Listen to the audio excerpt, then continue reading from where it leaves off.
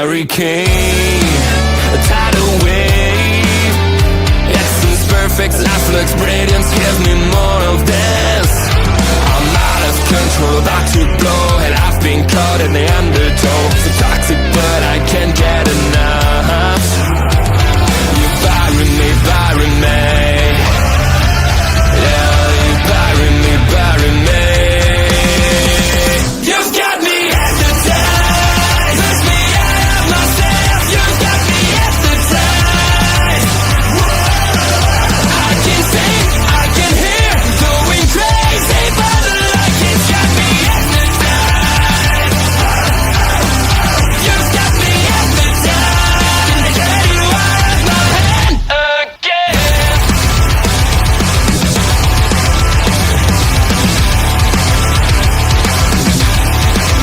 Is it wrong?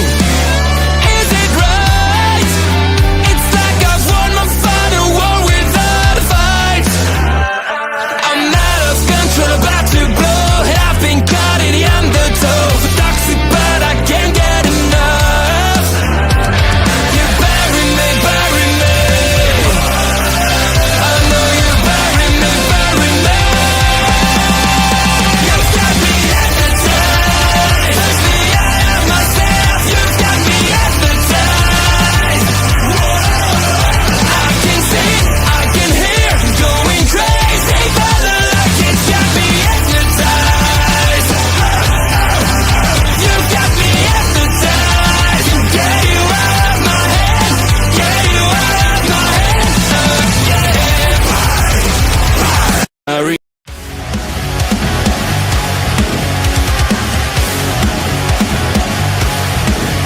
Brief note.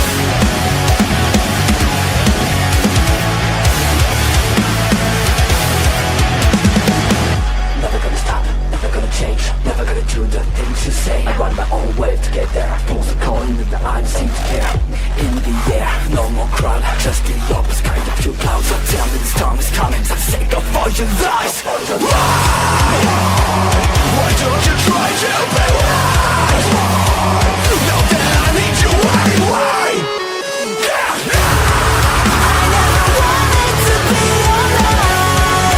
Just to feel like I'm fading. And though my heart breaks, I'm beating down. I've got the legs just to take you. Don't lead the way, don't even say that I drown with a child's play in the rain. I feel like I'm fading.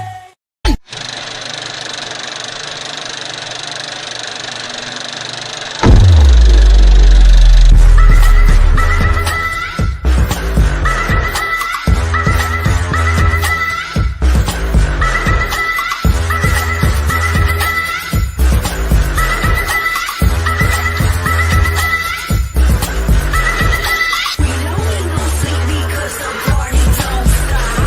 So put your hands on me and turn me on, turn me up. We don't need no sleep because the party don't stop.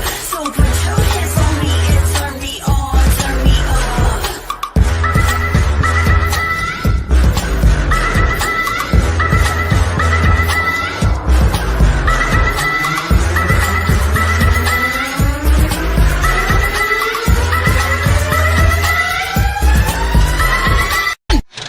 And boom, just like that, it's Thursday night, and you know what that means. It's party time with us, the Video Bros. I'm Bobby Munson, and the man beside me, he is the man with the angelic voice. He's Papa Smokes. Papa Smokes, happy Thursday. How you doing, brother? Well, I'm doing great, Munson. It's another Thursday night, another episode of Ring Respect Radio. I'm pumped to review some indie wrestling, and we have an esteemed guest with us tonight. Where are they? Where are they? I don't know. He's right below us. He is the Massachusetts legend himself, Ol'Ed. Ed Fry's here to talk some chaotic wrestling. Ed, how you doing? All right. Doing all right.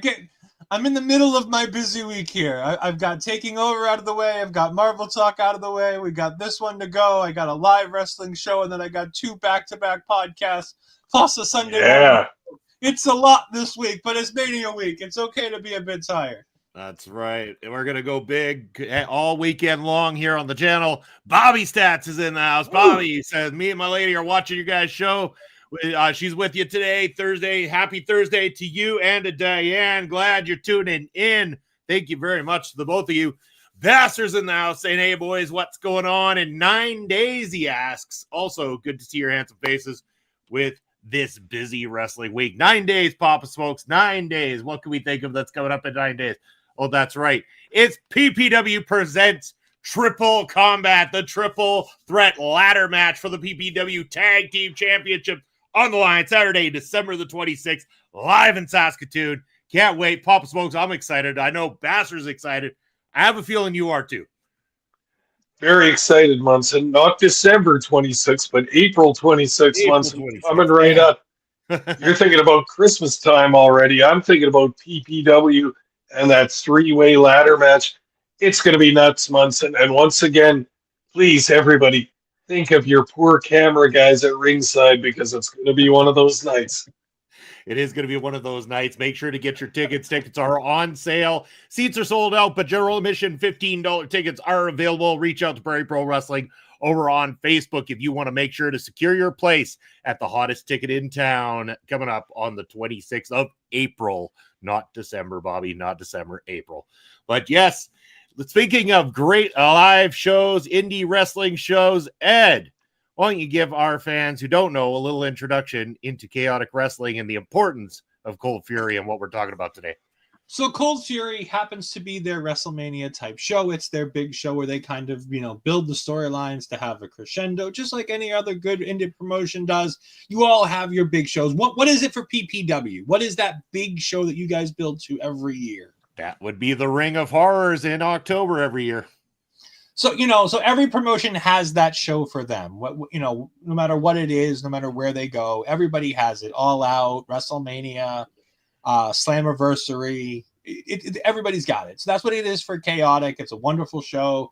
You get to come out here, you get to have a great time. And they did it again. They brought back the Hall of Fame. They had about 8 or 9 matches. They had a Chaotic championship match. Pardon the pun. Pun accepted. Yeah, I mean, it was a good time. I enjoyed watching it on YouTube, and you can watch it on YouTube if you're not over here in the Boston area. If you can't make it down to a live show like I'm going to go to tomorrow night, you can always go ahead and watch on YouTube and or Twitch. And if you do the Twitch side is important because if you subscribe, if you give them a Prime sub, if you give them $5, you get a massive back catalog going back to at least 2019. A lot of good stuff in there. Really awesome. That is such a low price to pay in order to get a back catalog of some fantastic wrestling from Chaotic Wrestling. But and like I said, you get the live shows for free as they air. So it's like the money isn't necessarily for anything live. You can watch that for free, no big deal. They're more than welcome to just have you there and watch their shows. But if you want that back catalog to find out who's who, how they've come about, all that kind of crazy stuff.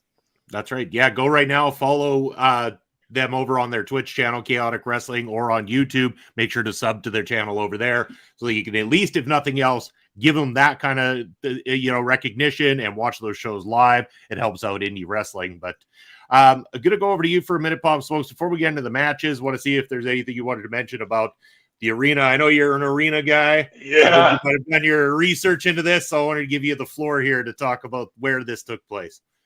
You know me so well by now, Munson. There's not a lot to say about this. It took place at Collegiate Charter School of Lowell in Lowell, Massachusetts, which appears to be a community college of some kind.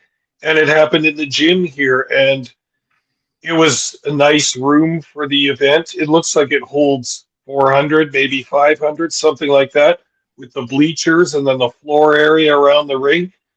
This looked to be a pretty good venue, actually, a nice size, had enough room for everybody, and all the equipment that Chaotic brings in there for that excellent video experience that they tape as well. So really nice looking place there.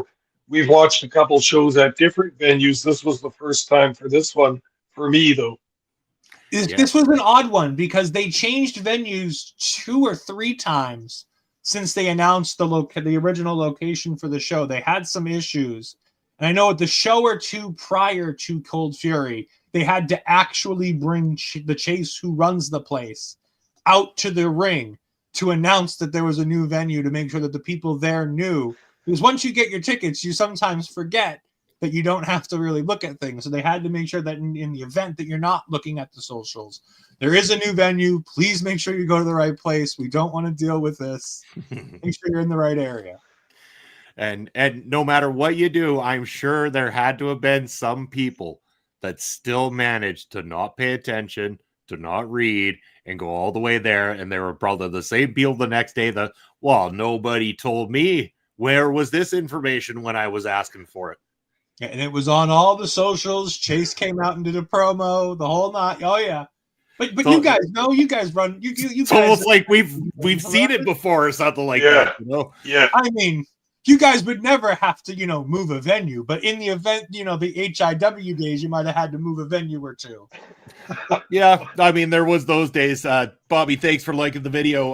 But also just in general, like when we've had people show up before and it's like, well, I didn't know my $15 ticket didn't get me a seat. It's like, what part of every bit of social media have you not been reading? You responded on social media. How did you not know this didn't get you a seat? Like, which part are you not reading? And which part of our message back to you are you not reading to come all the way to the event and go, well, this is disappointing. I didn't expect I'd be standing for 2 hours. You know what?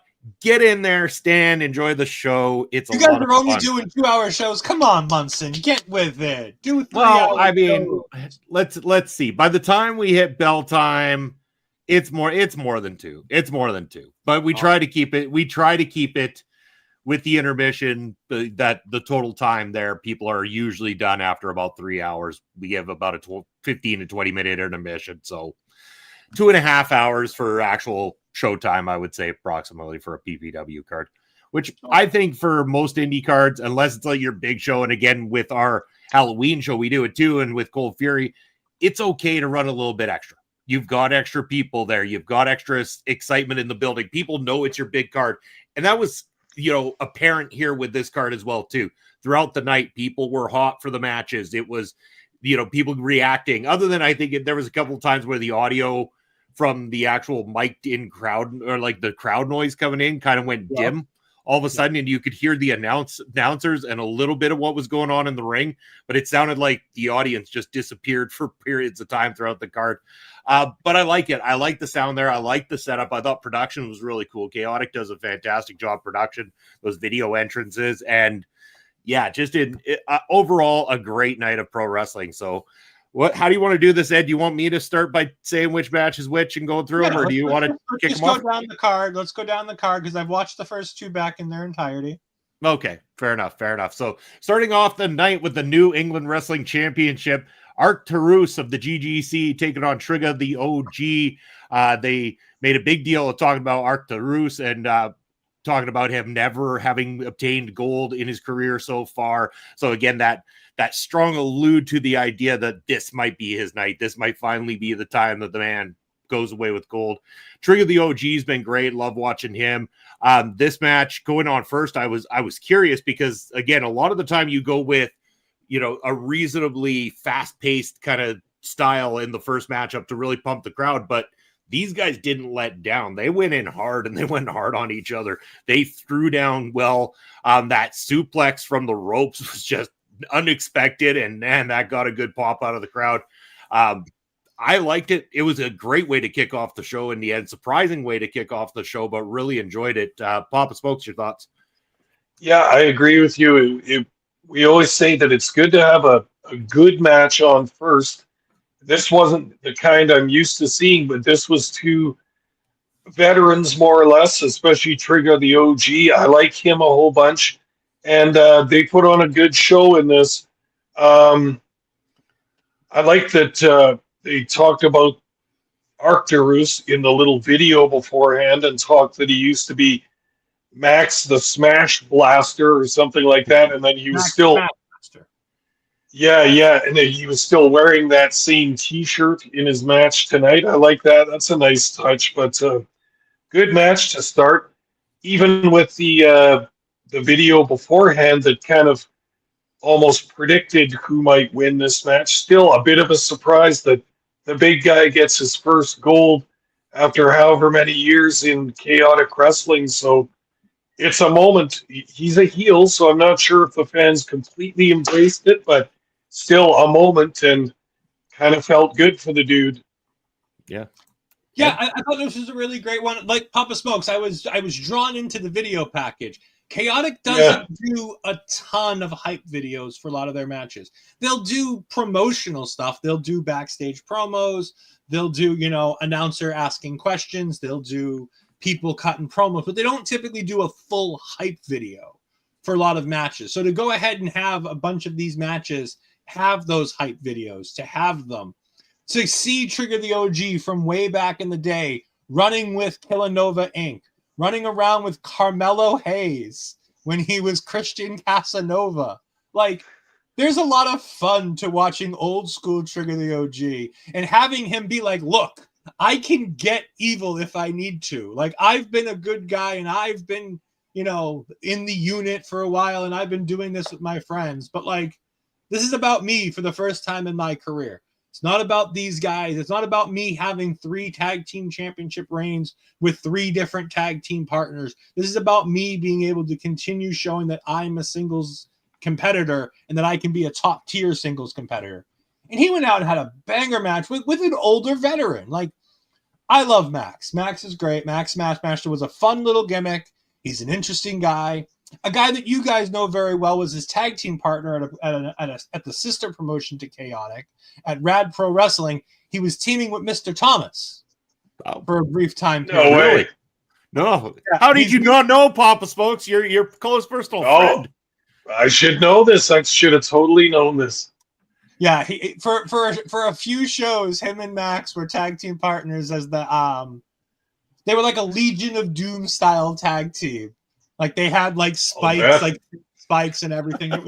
It's an interesting thing. We'll get into Rad Pro Wrestling at some point. But no, this was a fun match. I love that Trigger was constantly trying to figure out what he had to do next. How much bigger did he have to go? And having that cost him is the perfect way to have this bigger bad guy go over by him trying to do a move that in no way should he ever try to do, which is an avalanche backdrop to this big bastard. And that power bomb to finish it. Good God. Oh, yeah. Like, he held him up there to the last possible second. And he's still, and again, the credit to Max Smashmaster, the ever-loving pro that he is, he still perfectly hit the mat at the exact same time as Trigger did. As long as he held him up there, it was still, I literally slow-moed it on YouTube to 0.25 seconds. It's literally almost the exact same moment. Such a consummate professional. So happy he got the big win here. Even though I don't like the heel getting the win, I like that the GGC finally has some gold to give them something to crow about. Because lately it's been, well, we're the GGC. You have to, come to us. What do you got? What have you got that makes me want to come to you? Now you've got gold. Okay, now we're talking. Yeah. And not the only gold they'd be going for on this card, too, as the announcers would say, the GGC looking for more gold throughout the night. And we might just get to that here shortly. Up next, gentlemen, we've got the Pan Optic Championship. This one was scheduled to be a 4-way scramble with the original 3 previous champions and the current champions. So this was B3CCA, Becca, the first ever champion, Evil Gay Aaron Rourke, the second champion, and Armani Chaos, the third champion, versus the current champion, Aggro. But then this becomes a open scramble in the end. Aggro opens the whole damn thing up so anybody can join. So out comes B3CCA doing her kick-ass new hit song. Don't know what the title is, but everybody downloaded it. On Becca on God. Perfect. Love that title. Go get that. A great single. Comes out to that along with Bam Bam and Bear Bear, the B3 as they're called. A little information on Bam Bam and Bear Bear here because this is not their original names, Ed. I need to know more.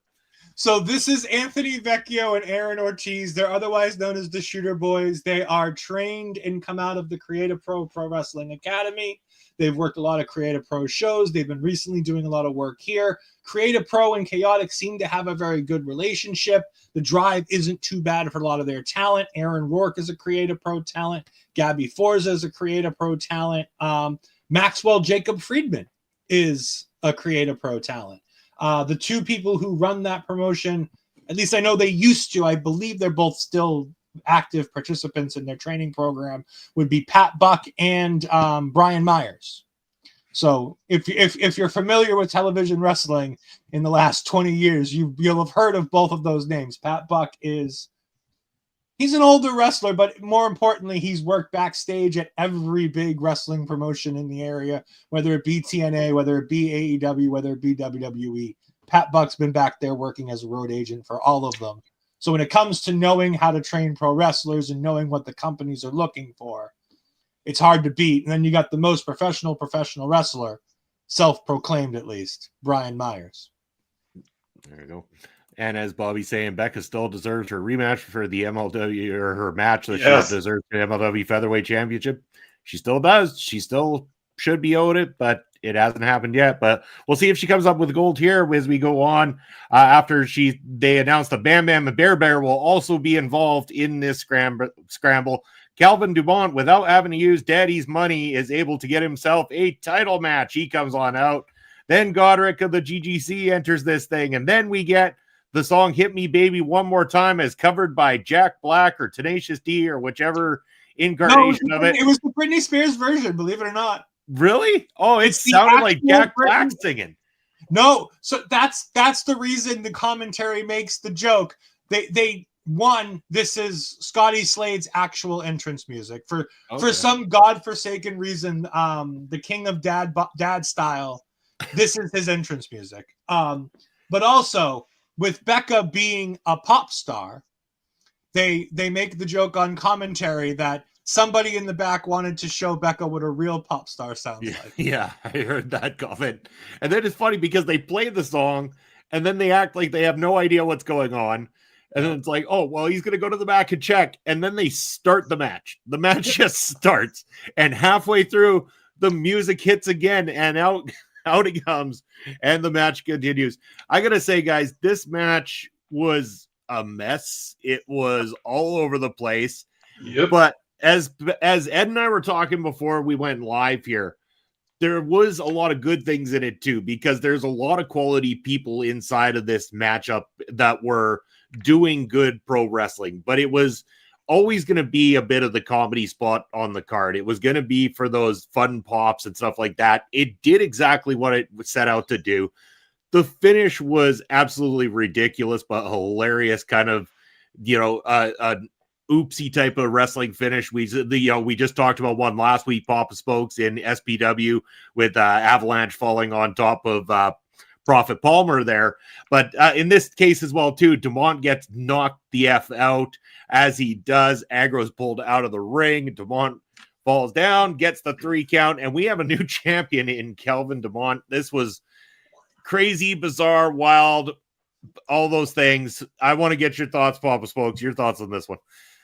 Yeah, like you said, it was a mess for sure, as these multi-person matches often were, but there were good spots in it. And I feel like this was kind of a crowd pleaser. This was for the fans. This was getting a lot of the talent involved that these fans have watched for a long time. Let them go wild. Let them have a crazy match. Let them do all kinds of crazy spots. And this was pretty okay. Not completely my cup of tea, but I imagine the live crowd would have loved this a whole bunch. Then a wacky ending like that too. That brings up all kinds of possibilities with Calvin Dumont being the champion now. I mean, you can't even hardly imagine him making a successful title defense of that at all. But you know what professional wrestling is. He'll probably hold on to that by hook or by crook for a while. So This was funny. And I was invested. I watched all this match for my homegirl, Becca. Love it. And she was excellent as usual. She really Her was. reaction is priceless. They have a full shot of her after Calvin wins, and it's Yeah. just her, and she's like, "What the?" Yeah. She's like, "What the fuck just happened?" As soon as they realize she's gonna swear, they cut, but they don't cut quick enough, so they still catch it. Oh, it's such good stuff because, like I said, they're bringing in the comedy stuff and they're doing the comedy stuff, but they're also giving guys like Vecchio and Ortiz and Godric this and Dumont this opportunity to work with top tier talent without really, making them have to worry about carrying anything. They don't have to worry about being a star of the match. They just have to go in there and do good work. Go in there, work with these guys, do the things you do, collect a paycheck on top of it all. Like, you know what? It's indie paychecks aren't always the greatest. So go in there if you're going to travel, at least get on the card and get a match in, right? That's right. Make that bag while you can. I mean, think about it. Vecchio and Ortiz got paid twice. They got paid from Becca to be her backup dancers, and then they got in the match. That's double pay for them. My question is, though, did they get paid more to be the backup dancers of an international pop star on the level of Becca than they did for actually working the match? Well, it depends what you consider an international pop star at the level of Becca. Well, I mean, it's Becca. Come on. I mean, who hasn't heard of Becca? B3CCA. Come on. I was going to say Anyway, I thought this was great. And again, you guys talk about the SPW finish. To me, this goes right back to NXT. Within the last year, we had Ethan Page winning his first actual contractual NXT match in this exact same fashion, where he gets popped in the mouth by Trick Williams. Trick gets pulled out of the ring. Shawn Spears holds him, and Ethan Page won the NXT championship. Like, this is the exact same finish, copy and paste. And like I said, it's so much fun to have comedy spots mixed in with 4 talent who can just go, and you give them that opportunity to just go. You give a guy like Scotty Slade an opportunity to come out there, get a pop from a crowd, get to do some fun stuff, and then all of a sudden Aggro's in his face like, all right, we're going to wrestle. He's like, nope, I'm done. I'm going, bye-bye. And then he gets to put that over on commentary by acting like he's tired. But again, that's the good stuff, because he goes back to commentary and puts over, oh my God, I'm too old for this. I can't do this. The whole dad bod style thing of like, I'm too out of shape to be in there with all of these great talents. Right. I think that's a lot of fun. I think there's a lot of good to be had in something like that. So I thought this match was a ton of fun. I think Dumont as a champion, and we're going to start seeing a trend here of new champion. Every single chaotic championship changed hands on this show. So we're going into Mortar Mania tomorrow night with 4 brand new champions who are all defending their championships at the show. It's going to be a lot of fun. And Calvin Dumont is such a dick.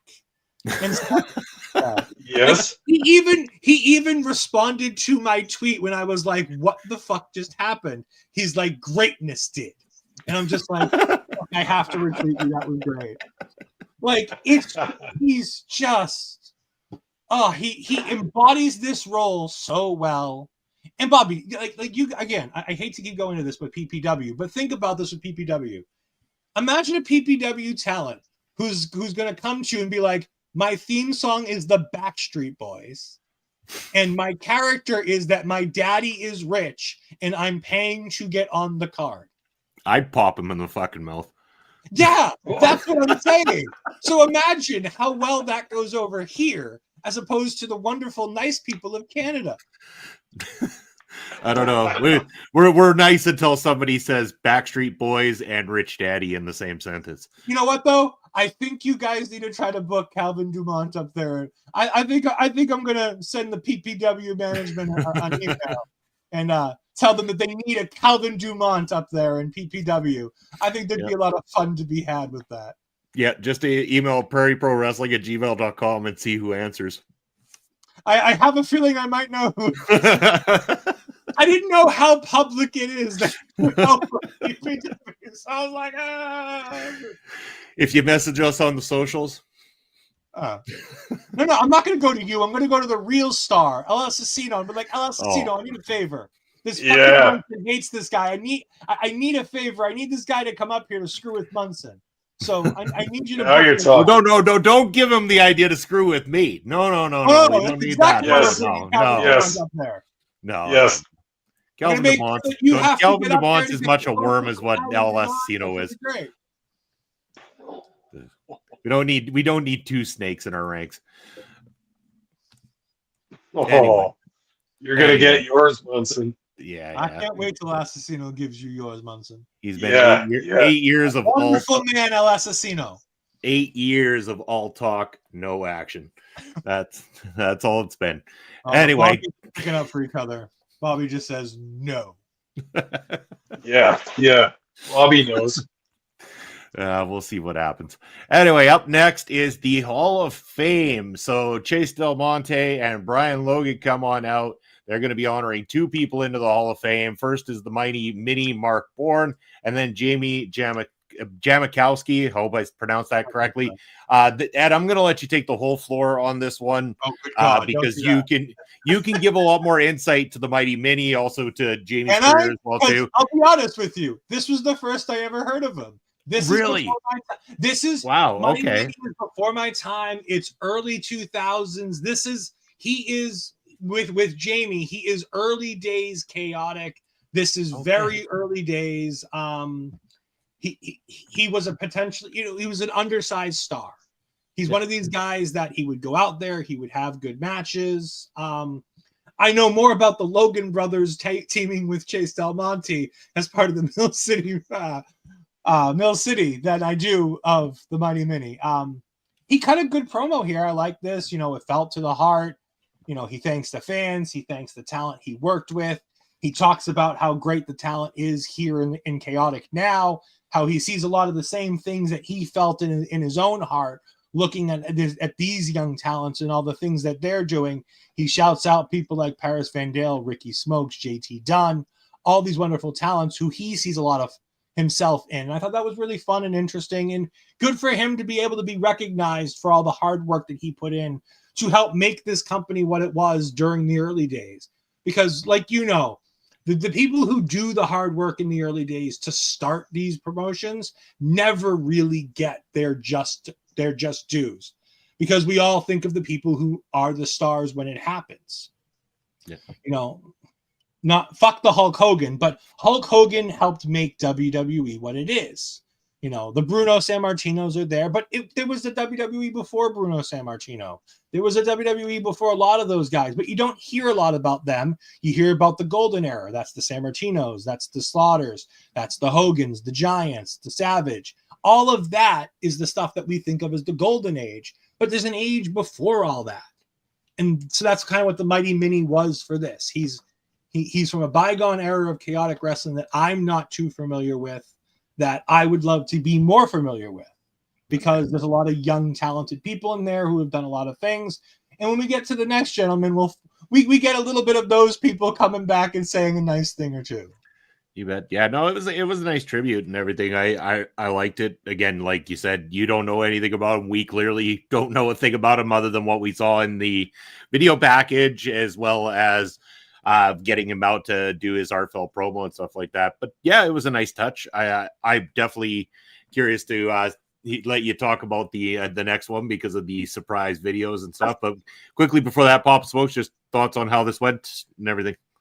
Yeah, no, I enjoyed it as a segment because it gave a little glimpse into the history of Chaotic. Some talk about when, before the roads were built, the guys that got out there and did the tours and did the shows and everything. And this all colors up everybody's viewing of Chaotic wrestling, because you get to hear about some of the frontiersmen, and the Mighty Mini was one of them. And then this Jamie guy seems to have been one of the main promoters from some of the days too. And his speech was excellent. Named so many people, thanked so many people, but it gives a nice glimpse into the road builders from the past. Yeah, you bet. All right, now on to Jamie. Add a little bit of information that we know about him, and also the surprise videos that were sent to him as a tribute. Yeah, so Jamie Janikowski is the original owner of Chaotic Pro Wrestling. He was part owner with somebody else. His parents were wealthy individuals, so he had a little bit of free money, and he went ahead and started a wrestling promotion because he loved wrestling. The one thing that I find very interesting is this, and when Chase announced that this was going to be the first Hall of Fame announcement about a month or so ago, what I took from it was, this is the first time that Jamie would ever be on camera in the ring at a Chaotic show. He owned his company for 10 plus years, and nobody ever saw him on camera in the ring. Now, you guys have worked with promoters, got hundreds of promoters. You know promoters, you've worked with promoters, you're friends with promoters. How many promoters do you know in the area of Canada who have never appeared on television or in the ring during their, even if it's not even on television, during their live shows that aren't in the ring doing things up in your neck of the woods? Does it count if they're active pro wrestlers? We'll take out the active pro wrestlers because obviously those guys they have to kind of be in the ring. In terms of actual promoters, no. It's always been somebody, if anything, somebody's put out as a face in charge and stuff like that, but it's never the illegitimate owner or promoter of a promotion. At least the ones that we've worked with or know closely, kind of thing. Not to say there isn't some here in Canada that the promoter doesn't come out and address. I'm sure there is. I'm sure there's a time and place for it, but I'm also not against this. Like, hearing that, I'm like, the fact that the guy didn't come out and need to toot his own horn or anything like that just shows that he respected getting down to business and allowing the wrestlers to go out and be wrestlers to put on a show that people paid to see. And that's kind of where I was going with it. I think that there's an interesting respect level from not making himself part of the show, especially with, the bankroll that he says he seemed to have had.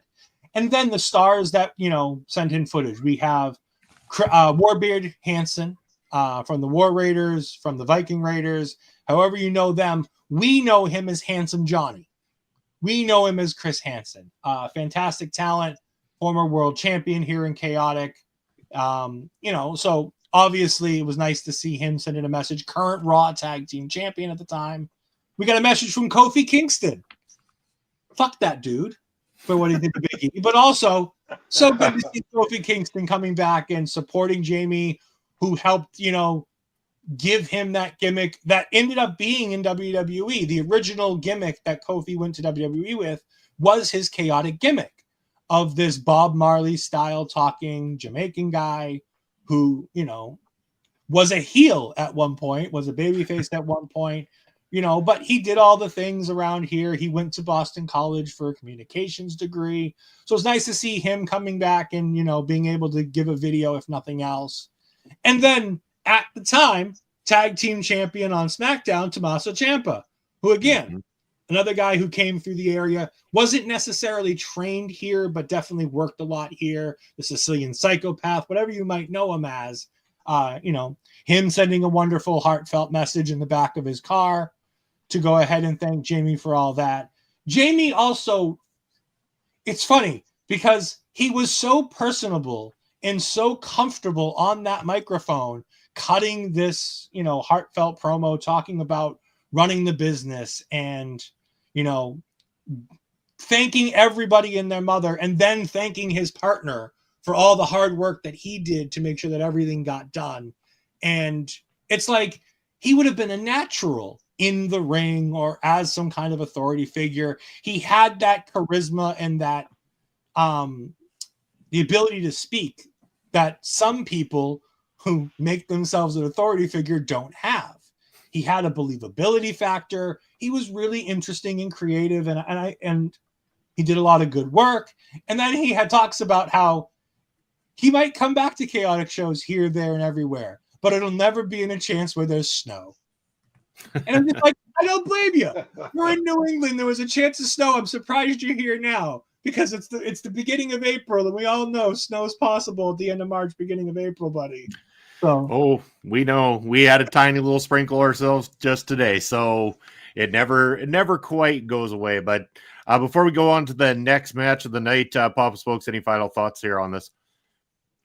No, not really. Just I enjoyed the segment, and it was good to hear from some of the guys that made Chaotic happen. And we've talked about Chaotic Wrestling as a indie promotion. the Cadillac or the Rolls Royce of indie wrestling promotions in our continent. So it's always fun to look. Like when I watch Chaotic, I want to look, I want to listen, I want to learn from guys who are doing a very good job at this indie promotion thing, and it's good. It was nice to hear from Jamie, a guy that's put a lot of effort, time, and money into indie pro wrestling. You bet. Brian Carter is in the house. Said feels about Kofi Kingston the way I feel about Speedball. Love it. Good evening, guys. Good evening, Hey, Brian. Brian. I'm Happy just day. a big E fan, and I don't understand how you can do that to your boy, you know? Yeah, what's Still done mad. is done. Anyway, guys, moving on to the next match, and I have a feeling by the time we've all given our thoughts on this match, our thoughts will have lasted longer than the match itself. We have the number one contenders match for the Chaotic Wrestling Championship as Brad Cashew takes on Anthony Green. Cashew in the house this time around, but not for very long. That paycheck was awfully quick. Anthony Green gets a Boston Crab victory to become the new number one contender. Does it take on a whole new meaning to win with a Boston Crab in Massachusetts? I mean, it's fitting. I don't know if it takes on a whole new meaning. I mean, Anthony Green's worked everywhere and anywhere. So, I mean, Anthony Green can use any international move. And it'll probably mean something to somebody because he's worked everywhere. I mean, he's just coming off in the beginning of January, another tour of Japan. So it was clear this was always going to be the guy. This was the guy who they want and that title picture. So fair enough. Pop Spokes, thoughts on this very short-lived matchup? Yeah, I don't have a lot to say about the match, but bear with me for 1 second here. We like to play imaginary bookers here sometimes. So Yeah. put on the booking hat, get your pencil and paper, and just hear me out. Okay. We got Brad Cashew, who needs a little help on the card. He needs a little push. He needs some zazz to his whole thing. So you won't hear me say this often, but let's make a faction for him. Brad Cashew, leader of the faction. We bring in a shooter, a Brazilian jiu-jitsu expert whose name is Jimmy Brazilnut. Now you bring in world hot dog eating champion Joey Chestnut. That'll cost a bit of money, Going real quick. I see where we're going. but bring him in and see what happens. And then every good faction has a lady in it as well. Doesn't matter what her name is before this, her name is now Hazelnut. Come on. Come on. Let's do I it. love it. Chestnut needs it. He needs a little bit of a push here, Brad Cashew. So I don't know. Let's do it. I'll talk to Chase tomorrow. I don't Okay. think it's going to go over well, but I'll You- talk to Chase tomorrow. Promise me this faction has to be called Totally Nuts. I was going to go with Planters. Planters Right. is good too. Right in the nuts, maybe. Yeah. Right in the nuts. All right. All right. All right, we've gone on so long, we've gone double the time on this matchup. So heading on over to the next one, we have got the tag team championships. And before we start this off, gentlemen, let me read the royal decree. Here it is. Hear this and rise to your feet. Stand in the presence of greatness, for the monarchy approaches. From the house monarchy they rised, unchallenged into creed. Ariel, first of her name, Queen of New England and Mother of Six Styles. Luke Catavian Tightwalker, a breaker of rules. At her side stands Brendan Michael Thomas, first of his name, King of New England, Spanish conqueror, and breaker of establishments. For 196 days, they have ruled as the keepers of the tag team crown jewels and protector of the chaotic crown.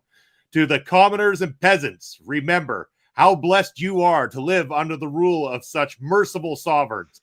Yet, let it be known that the usurpers will be vanquished to die at their feet, as their power is absolute and their reign eternal. Bow down, for the majesty cannot be denied. Long live the king and queen. Forever will they reign. The monarchy now welcomes you to Cold Fury 23, and you will bend the knee. Yes, it's the champs. They're taking on the GGC, PV Drago, and JT Dunn and his mystery partner. and we'll talk about that. It ends up being Danny Miles, but set the scene for us on Danny Miles becoming the mystery partner, and as we talk about this one. So this is an interesting one.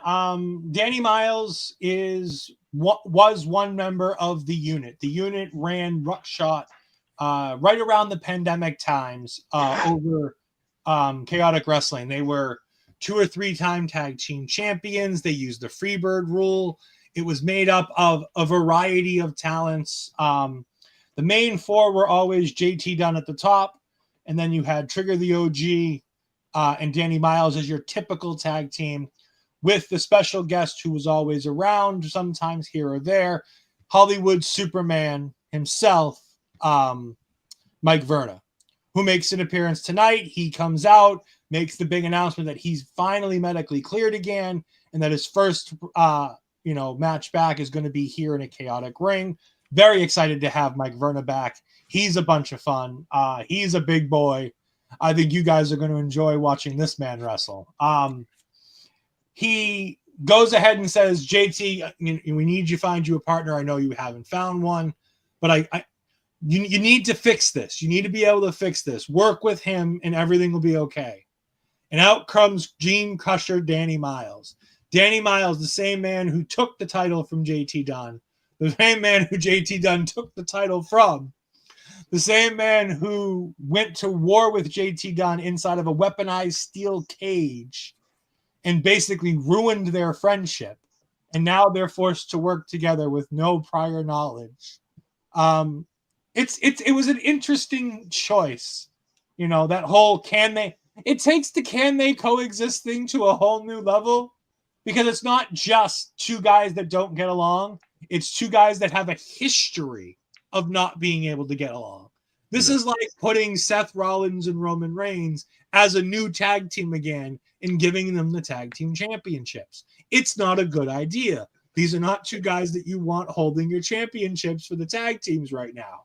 But they both agree to do it for Mike, because Mike's always been there. Mike wants this to happen, so this is what we're going to do. And we get a post-match thing where they talk about it, and they're like, look, if you do your thing and I do mine, we do this for Hollywood and we call it a day. Yeah. And a multi-person matchup, again, doesn't always thrill me yet. I liked this because I like everybody involved in it. I think that was the biggest key factor here, is that there was so much talent on display that I ended up liking this far more than I usually like multi-person matchup. And there wasn't a lot of waiting in between, especially when you got tag teams, because there's a little bit more oomph to the tag team. You don't usually have just one person laying outside for god-awful amounts of time. You legitimately have 4 teams waiting for their opportunity to get involved and be present in the matchup. So there was this one is they had that lucha style rule. As soon as one person left, one person got in. So that they maximized their time with that by making sure that there was constantly kind of something going on. By when somebody needed to take a powder, when somebody needed to get a rest, you were able to just bring somebody else in, keep the match going, keep the intensity up, and not have to have it kick down that gear that you talk about in a typical 3-way or a typical 4-way tag team or no tag team. By doing it this way, you really bring that level back right up, so you don't have to worry about that. Yeah, and you got quality workers working at a high level. Really had the crowd eating out of the palm of their hands. It was a solid tag match in the end that I really enjoyed. And I know he's nodding over there, so I'm going over to Papa Smokes. I want to get his thoughts on this one. Well, yeah, not too much different from what you guys have said, but I just thought that Dunn and Miles ended up working well as a team, and that's one of those things where sometimes you can stick the enemies together, and they've got both such minds of chaos that it ends up working together. And then PV Drago have some issues in their tag team, so it was believable that Miles and Dunn would go over. Nice match, good match. Like Paris Van Dale a whole bunch. I think she's one of the standouts in Chaotic right now. I could see her taking a little step upwards in the next while, perhaps. And good match. And then now another title change and another champion in the tag team division here that has question marks behind it. Sure, they got it to go together for one match, but how will they coexist for a title reign? Well, and how long before they'll be forced to bend the knee, as the Monarchy, I'm sure, are going to want their belts back at some point. Yeah, but Oh, unfortunately, coming up tomorrow night, it's the GGC again, which is continuing this ongoing story between JT Dunn and Jerry Rivera that Chaotic has been telling. The reason why JT Dunn is back in the tag team division is because Jerry Rivera got involved in JT Dunn's business when JT Dunn was seemingly getting ready to retire and call it a night, call it a career. And the GGC and especially Jerry Rivera came out and attacked him. And he said, well, now you've poked the bear, and now I'm coming back to the tag team division, something I wasn't planning on doing. And I'm going to come for you guys, and I'm going to win those championships. So we're now continuing that wonderful storytelling. And again, sometimes it's hit or miss to be able to tell good stories in independent wrestling because of the fact that you never know who's on the card, who's available for the next show. So it's hard to constantly tell an ongoing story. So to be able to have some of these standouts so you can rely on, every couple of weeks, every month, whatever it is for your particular promotion, being able to tell a long-term story on an independent promotion is nice because it gives you that kind of fluidity through each card. Yeah. Great matchup in the end. New champions. We'll see where it goes from there. We'll allow at the end here for you to go over what people can expect from tomorrow night as well too, Ed. Moving on to the next match, we've got Donovan Dijak taking on Seabass Finn. Situation where Finn giving up the size difference big time in this matchup. Again, this was it was well put together in the fact that Donovan Dijak comes in and he's the bigger guy. He does the bigger guy moves. He's got that confidence, that air of arrogance about him because he knows that he can toy around with smaller guys and he's tossing them around. He's beating them down. The babyface is getting that massive takedown from the guy that he can't seemingly conquer, but he's fighting with everything he's got. Seabass Finn is a good, solid worker. He goes in there hard into this matchup, and despite the size he gives up, everything he throws at Dijak, very believable throughout this whole thing. And when he sneaks in that fisherman buster suplex right at the end there, man, that was dynamite. What a way to finish this and get him what people were calling a shock win, but I would say a very hard-fought win for Seabass Finn in this, and he looked great. And I'm going to go Papa Smokes you on the first on this one. I want to get your thoughts. Well, yeah, they got me with this one because I didn't think Seabass stood a chance. I've liked his work in a couple of the previous Chaotic cards that we've watched. I like him. I like his name and his gimmick. He's a good baby face. The crowd in particular likes him. And I didn't think he stood a chance against Dijak. And that's the little swerve they gave to the crowd, is that it wasn't even a very long match. But Dijak comes out with the big beatdown. Seabass surprises him. So there you go. Dijak doesn't look particularly bad after this loss. It was kind of a little surprise thing, and it happens to anyone. But Seabass looks much, much better after that win, much to the delight of the fans. So I'm guessing that Chaotic have an idea for Seabass going forward. This will be a win. This will be a notch in his belt against good and big competition. So that's Chaotic telling us Seabass is for real. Yeah. And Ed, you're a big Dijak fan. How did you feel after this one, watching him take the loss here? It's fine. I mean, Dijak is here. He's a former everything champion in Chaotic, it seems. One of his home promotions before WWE signed him. He's working MLW. He's doing good things there. He's working around the world on the indies, going ahead and putting over good talent. He's working at the Chaotic Wrestling School at NEPWA, the New England Pro Wrestling Academy, training people like Seabass Finn, who is still working there. Seabass Finn is the tag team partner. We saw him here. Sean Vegan Keegan coming back from injury. After the match, we saw him there. The two of these guys have also both been to the New Japan LA dojo of New Japan Pro Wrestling and the US dojo over here in LA. They've spent time there working with them. Seabass Finn worked the Lowell show of the New Japan Fighting Spirit Unleashed show that came here about 6 or 8 months ago. in November that Andre was a big fan of, and that's where Andre got to be a big fan of Seabass Finn. So whenever I see Seabass Finn on a card, I go, oh, this is an Andre match because Andre loves himself some Seabass Finn. Yeah. It's a good one. Dijak puts over young talent. That is what Dijak does. That's what Dijak comes in to do. Dijak comes in, makes his money, makes sure that these young talents look good.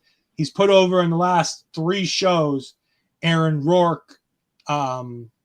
He's put over Ricky Smokes, and now he's put over Seabass Finn. Seabass Finn will be taking on a championship match coming up tomorrow night. And we'll talk, like Bobby says, we'll talk about that in just a bit.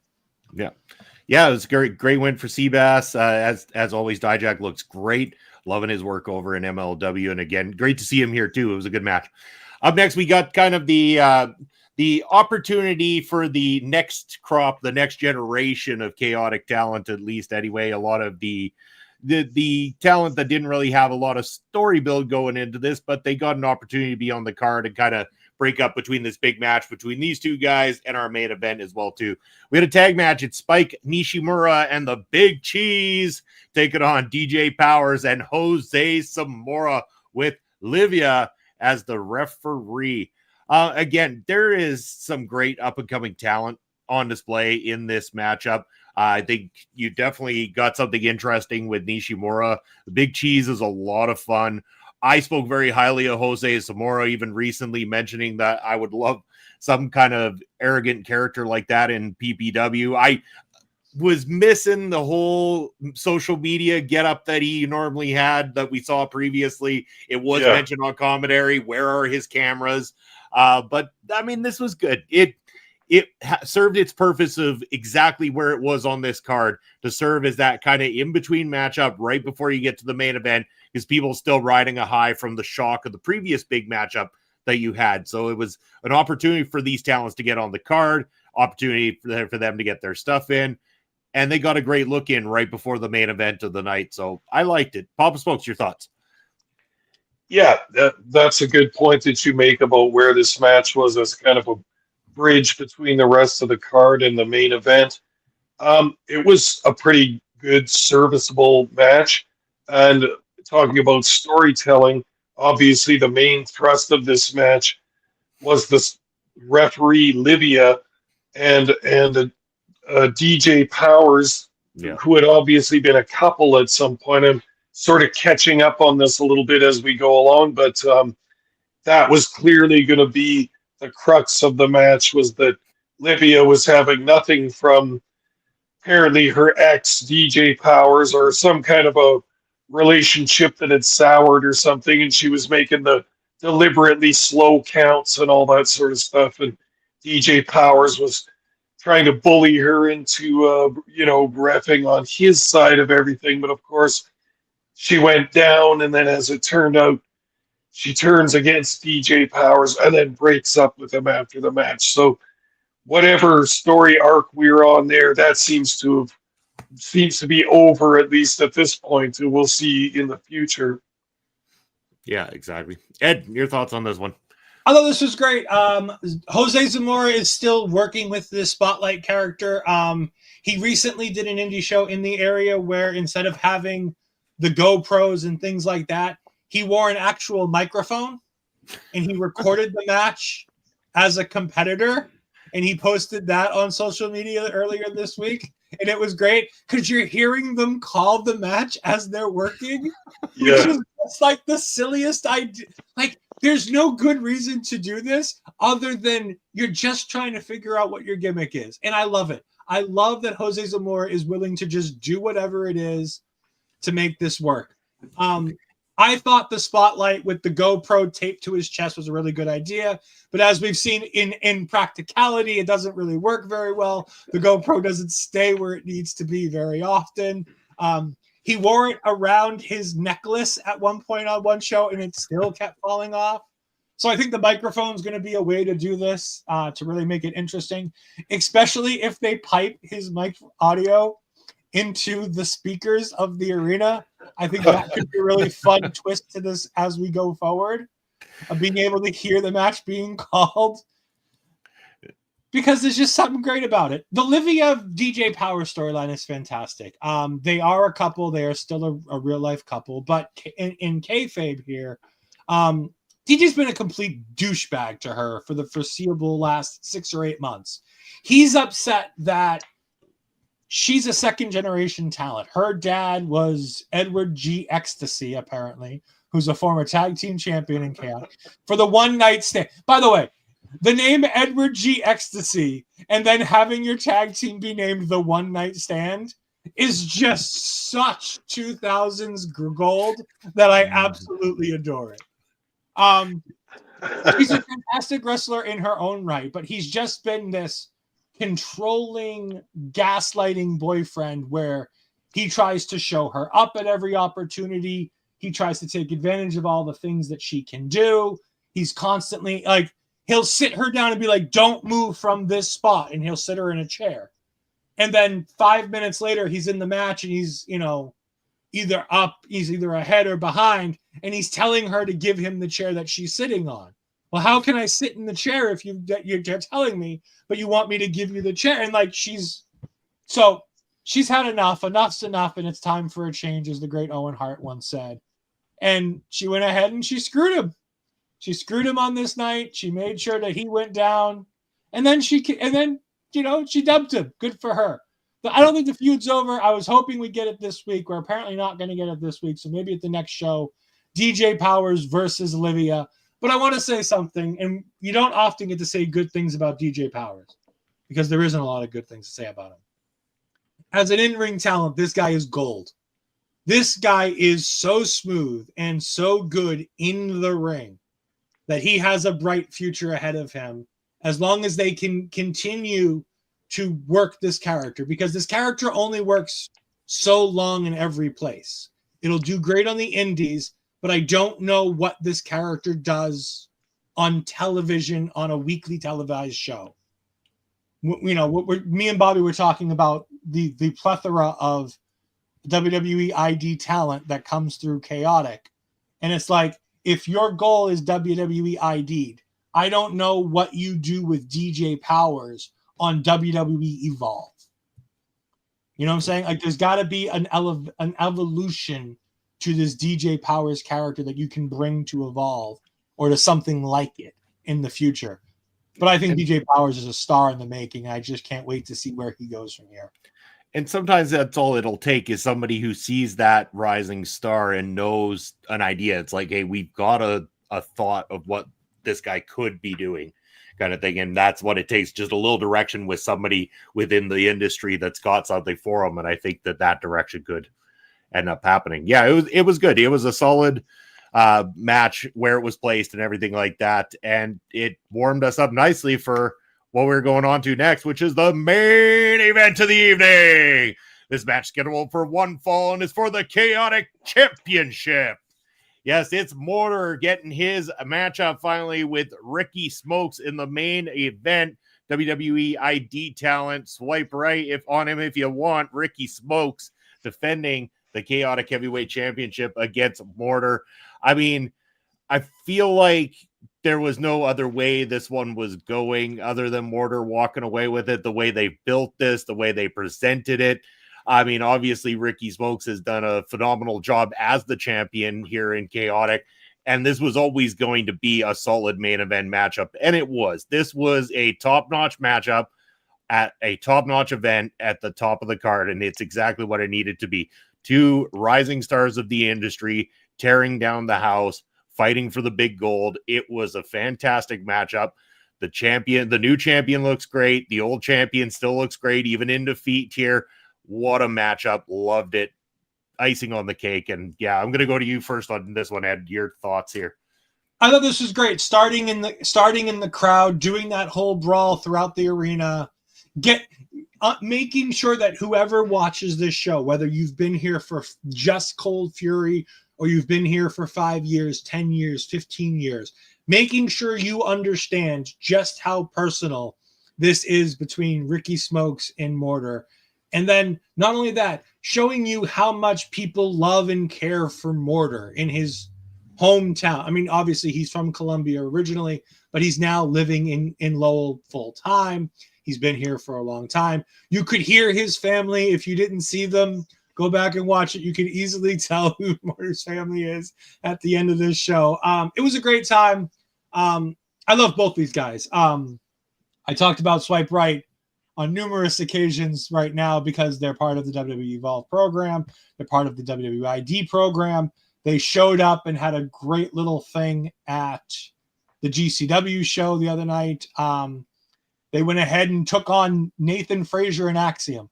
No bigger sign of how great Ricky Smokes is and how much people think of him. The first WWE ID talent to have a wrestling match on an actual WWE program that isn't WWE Evolve is Ricky Smokes. Ricky Smokes being on NXT with Brad Baylor, taking on the current tag team champions and one of the better tag teams in the world right now, in Nathan Frazier and Axiom, or as we call them here, Naxium. We don't go with this whole Fraxium idea. It's not that, it's Naxium. But anyways, these guys were sensational tonight. Mortar getting the obvious necessary win because we don't know what's going on with Ricky Smokes. Ricky Smokes is headed back to the WWE ID program, back to Evolve, back to the Performance Center. We're probably not going to see a lot of him going forward here. Hit or miss, some spots here and there when he gets the opportunity. But nice to see Mortar get this, finally getting the World Championship here.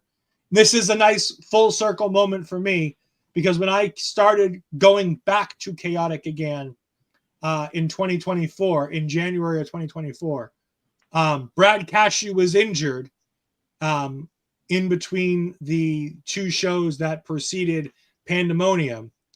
And so Mortar took his place in the main event alongside in the Pandemonium match alongside Richard Holiday. That was my first chance to get to see Mortar. And I've loved watching the evolution of this character and to see the way that he gravitates to the fans and the way the fans gravitate to him. That special connection that, yes, indie talent get to have that more than anybody else. But there's something special when you get that baby face that really figures it out and they get that reaction with the fan base. It's Colton Kelly, I believe, for you guys up at PPW, correct? It was for a while anyway. Colton Okay. Kelly was the star on the rise, but since then, since he's dropped the title back, and then now we've got it on to Michael Allen, Richard Clark, things have shifted for PPW. Yeah, but like you understand what I'm talking about when you get that one baby face that the whole crowd can feel and the whole crowd can get behind. It just makes magic. And these guys, the fact that they've trained together, that they know each other so well, it makes it that they can put on a match that they could never put on with somebody else because there's a trust level, there's a friendship level, there's a level of camaraderie to know that Ricky's going to do everything to make Mortar look like $1 million. And Mortar's going to make sure that no matter what Ricky Smokes does, that at the end of this, his reign isn't going to be forgotten. It's going to be this was the final boss to the Ricky Smokes era, and now we are on Mortar Mania. There we go, Mortar Mania. Papa Smokes, your thoughts on Mortar Mania and Ricky Smokes in this main event?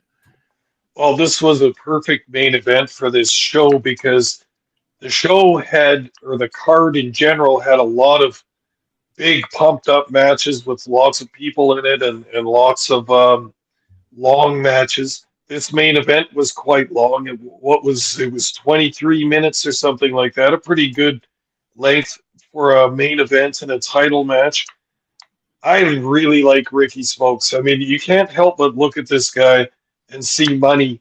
And that's obviously true because he's got the WWE ID contract to prove that. But he looks so young. He looks like he's 19 or 20 years old.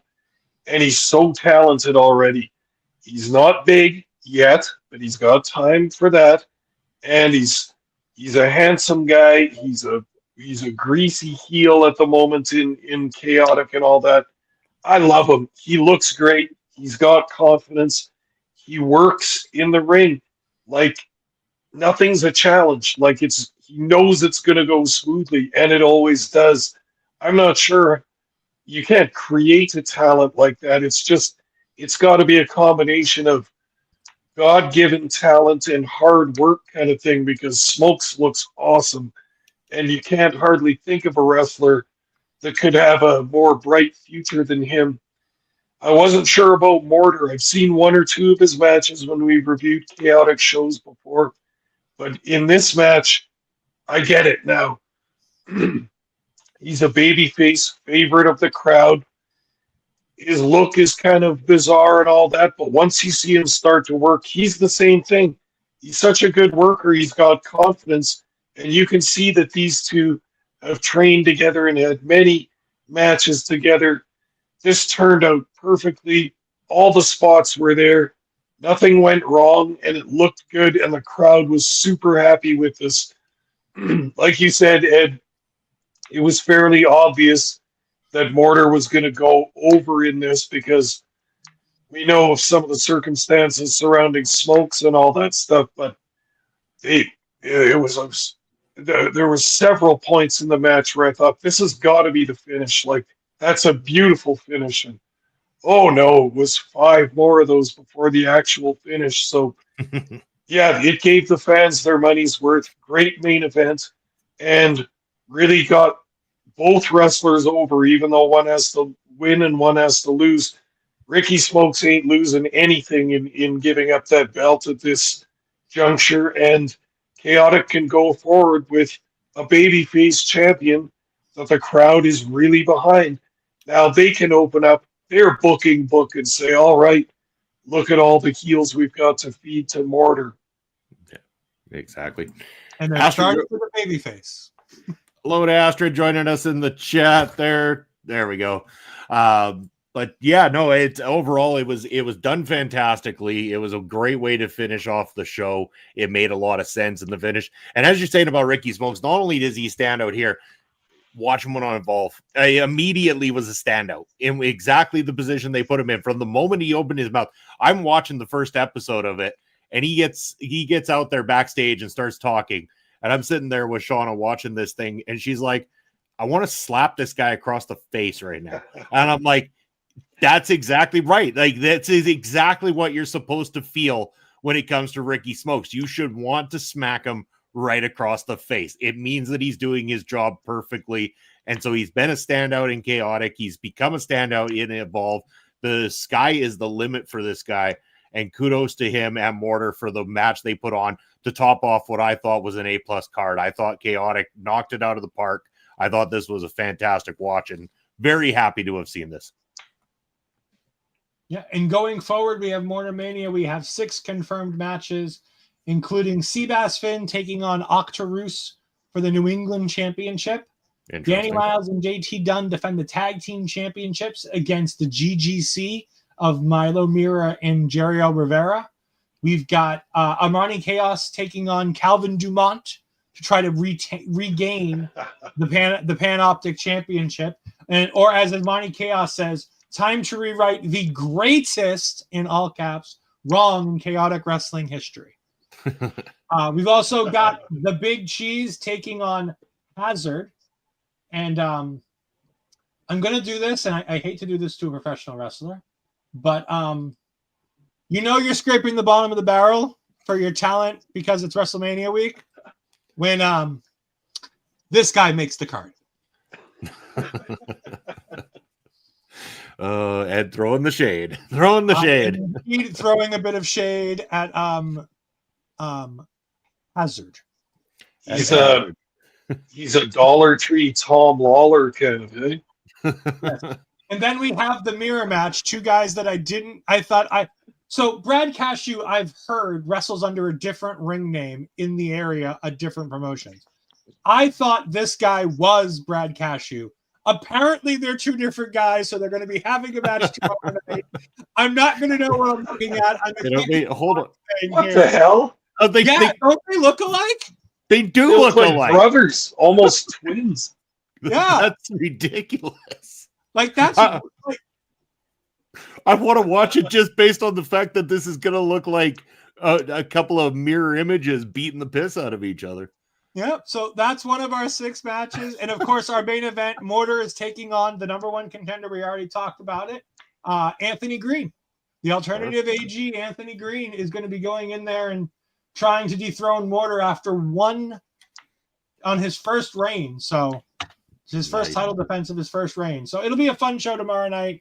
I'm very excited about it. All right. Woo. Yeah, well, I mean, again, there's so much that people can watch this weekend. It's WrestleMania weekend. Lots of companies putting on some great shows. Things that started as early as yesterday. Stuff that's going on tonight. I know Bloodsport's going on tonight. They started the WWE ID tournament yesterday. And all sorts of things. I know Stardom's got shows this weekend. Obviously, WWE's got a ton of shows this weekend. A lot of people with shows, so lots to watch. But as always, support local independent wrestling, support Chaotic Wrestling. Go over to their YouTube and Twitch and watch Mortar Mania tomorrow night live, free. All you got to do is give them a sub, give them a follow. And if you're so inclined, give them a sub on Twitch as well and get that back catalog while you're at it. Gentlemen, before we say our final goodbyes, yes, there is no Honor Ramble tonight as Ring of Honor decided to put their show on a Friday instead so that Dynamite could take over the Thursday. Collision took over Thursday. All sorts of things going on over there. So there is no Honor Ramble this week. Expect Andy Collins and Kyle Sparks to be back next week. But final thoughts on Chaotic Wrestling's Cold Fury, starting with you, Papa Smokes. Well, loved it. Another thumbs up. When Ed and I first watched and reviewed a Chaotic show, I was taken with it. It's not hard to, if you watch some independent wrestling, some is good, some isn't as good. But like I said before, this company is like the Cadillac of indie wrestling companies with ties to the big companies and all that stuff. So when I watch Chaotic, it's partly for entertainment and all that, but it's partly with an analytical eye just to watch how they do things because they've been a company for a long time. They've been running shows, booking shows, featuring talent. They know what they're doing. So guys in my position, your position, Munson or Ed, we can learn something from this. And I love to watch it, analyze it a little bit in my mind, but also just enjoy some of the good wrestling action. You bet. Ed, not only do I want to get your final thoughts on Chaotic, but then I want you to go ahead and tell the people what you got coming up this weekend through the next week and all the wonderful things you're going to be found on. All right. So Chaotic again, fantastic. It's been nice to be able to go a year. It's almost a year exactly that me and Papa Smokes did Chaotic Cold Fury 22, where we watched the TLC match. We watched all kinds of great stuff there. It was nice to go ahead and relive that again here.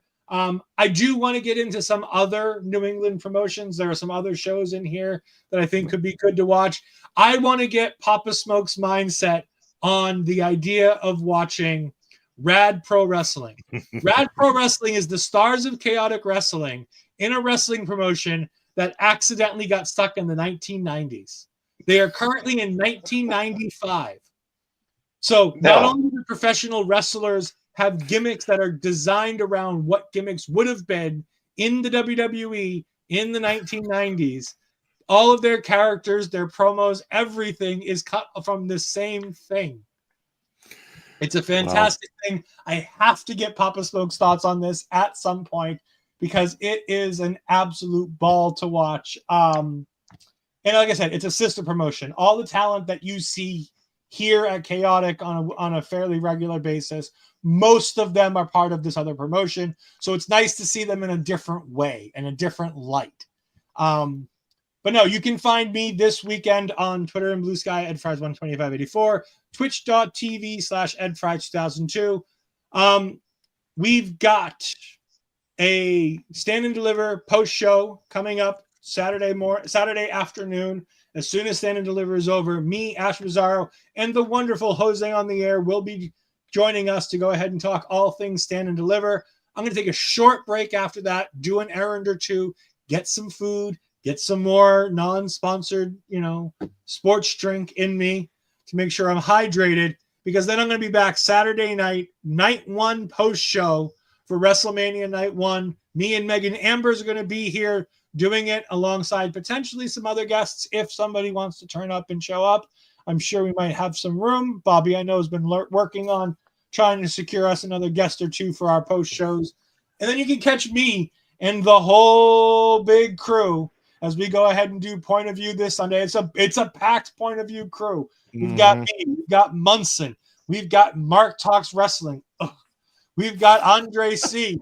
And of course, we have the great Tom Collihue. How could we do WrestleMania week here at our local establishment without having a Sunday conversation with the great Tom Collihue as we talk all things WWE WrestleMania Night 2? I'm sure we're going to pick on Ed because that's Munson and crew's favorite thing to do when Tom Collihue is here. I'm sure there'll be some kind of Jay White graphic there, I'm sure. But no, and then of course you can catch me every Tuesday with Ash Rosario as we talk all things NXT on Taking Over. And we'll be back May 4th on Star Wars Day. Me, Andre C, will be hosting potentially in the absence of the new Empress of Marvel Talk. That is Peggy. Peggy may or may not be there. We'll be talking about Thunderbolts. Thunderbolts opens on May 2nd, so we're very excited to be going ahead and giving our Thunderbolts review on May 4th. So that'll be the next time Marvel Talk is back. But if you want, go back and watch our 7 episodes talking about Daredevil Born Again. It is one of the best Disney series so far in the Marvel Cinematic Universe. I know Munson really enjoyed it. We had a good time watching it. I think Papa Smokes would enjoy it. There's a whole lot of good stuff there. Go ahead and join us all the time, all the shows. Make sure to support our local establishment this weekend, even if it's just watching us in the background of some of these things. We're very close to our Watch Hours goal to be able to go ahead and get super chats and channel memberships. And as I've said on all my shows, I want these super chats because I want people to make me have to say stupid shit on the air. So if you want to have that ability, make sure you're running a playlist in the background. I suggest going ahead and doing either the Marvel Talk or the NXT playlist because there's a whole bunch of shows in there. But I mean, these guys probably want you to watch the Ring Respect Radio playlist in the background. But any playlist would be great. I do say stupid shit without super chats, Rob. That is my Marvel buddy, Rob, right there. He's a good friend of mine. I do say stupid shit all of the time. But I mean, he stole that right from me. I was going to say the same damn thing. But now you could get paid for saying stupid I was going to shit. say, I get paid for saying stupid shit. That's even better. That's right. Get those super chats happening so that I can start affording the most expensive ticker on the planet. That's the Papa Smokes ticker. Papa Smokes, hit them. Tell them where they can find you. All right. I don't have nearly as much podcasting going on as Ed, but I can still be found every Thursday night for Ring Respect Radio right here on Ol'Ed Podcast. I can also be found on Elon Musk's free speech wonderland known as X. I'm at smokes_papa and also on Twitch at papa_smokes_. That's where you can find the legendary heel Papa Smokes. That's for myself, Bobby Munson on the X. It's real Bobby Munson, and you won't be able to DM me there for long because apparently that's going away. Instagram and Threads, it's at Video Bros SK. Twitch, it's _Bobby Munson, and Blue Sky. Look up Bobby Munson, you'll find me over there. What have I got going on? Well, I, like Ed, have a few things on the docket. So as we said, this coming weekend is WrestleMania weekend here on the channel. There is also a prediction show for night 1 that's going to take place right after Ed, Astrid, and Jose go off the air. And before WrestleMania night 1 begins, you'll be able to join Mark as well as Sam. They're going to be giving you the night 1 prediction show here on the channel. And then, of course, as Ed said later that night, the post show. Then Sunday for Point of View, like we said, the big lineup with Mr. Tom Collihue. Glad to have Tom back in the house to give us his takes on everything WrestleMania. I'm curious to see if his big theory pans out from night 1 going into night 2. I know Mark's been all on board with it, so I want to see how far that goes and if this batshit crazy book in there predicting will happen. I'm not necessarily on board with it, but it's going to make for a fun conversation nonetheless. And then that night, I will be joined by the legendary Ella J for night 2 WrestleMania post-show review right here on the channel. So make sure you tune into that. Myself and Bob Smokes, we could also be found every Saturday afternoon for a new match from Prairie Pro Wrestling over on YouTube. Make sure you subscribe to the channel this Saturday afternoon. It's Papa Smokes' favorite wrestler in the world, Marvelous Morris Waltz, and he's going to be taking on the Bridge City wrestler, Mr. Tommy Gallivan. So make sure to check that one out coming up. All things on this channel, though, OLE Podcast, we can be found across all social media as well as YouTube and Twitch as well. So make sure to like, follow, subscribe, leave us a comment if you're watching after the fact. We're always getting back to those comments, and we've seen you in those comments lately. Loving it. Keep that energy up, keep those subs up, and keep the watch time up. We appreciate all the new people that have been tuning in, and to all of you who have been loyal to OLE for the last couple of years. Thank you. Bless you for everything you do for us. We really appreciate you. That's going to be it for us this week on Ring Respect Radio. Make sure to support indie wrestling. And as always, we will see you in a week's time. Take care, everybody.